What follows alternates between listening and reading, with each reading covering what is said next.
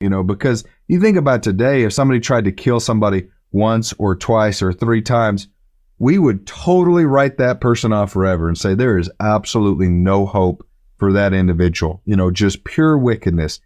But here in the scriptures, we can still see that not only has the Lord not given up on Laman and Lemuel and is willing to accept their repentance, but even Nephi, even through this experience, once again on the ship, being tied up, the only thing that prevents Laman and Lemuel from outright allowing Nephi to die is they finally recognized the judgments of God are upon us. If we don't release Nephi, we're going to die. We're going to get swallowed up. So they finally release Nephi, and Nephi even says, hey, I didn't murmur. I didn't blame God. He immediately had this spirit of forgiveness about him, and Nephi and the Lord continue to give Laman and Lemuel another chance. And I think about the people in my life that I have a hard time relating to and a hard time forgiving or having sympathy for because of the choices that they've made. And I just think, well, I want to help them, but I know it's going to go to waste because they're not going to take my help and actually start bettering their life. And that's the wrong attitude. And that's so hard sometimes because you minister to somebody and they're not doing anything to better themselves. They're not doing anything to get out of the situation. You have to have the hope. Yeah. Eternal hope. That the miracle can happen. Yeah. That the Saul can become the Paul. Yeah.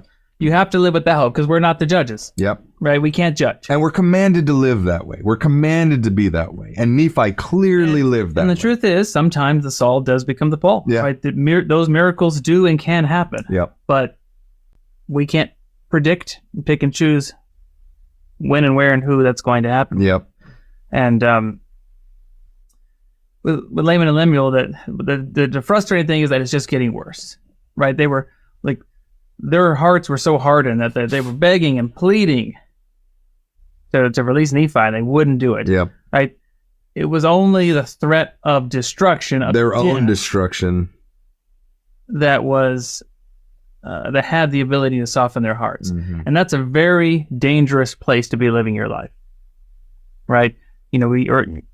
We kind of go back, we talk about addiction a lot, and just because there's a lot of parallels here. Well, and it gives a lot of examples that, you can visually more easily see. Mm-hmm. It's principles are true for any sin. Yeah.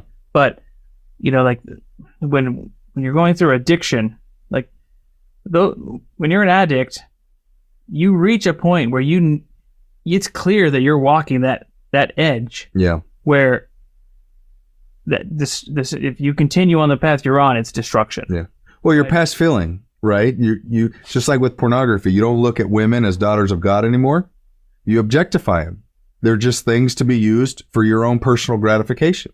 There's no more feeling there. There's no more empathy or love or care or Christlike anything. It's all about you. It's all self-centered, right? And that we see that with Laman and Lemuel. It's all about them.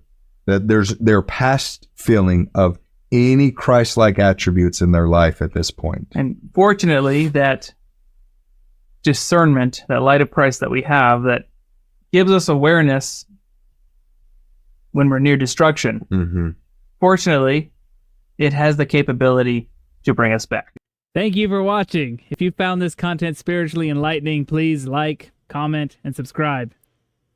Like the gospel, these little things make all the difference, and it helps the algorithm push out better content for everyone to enjoy on YouTube.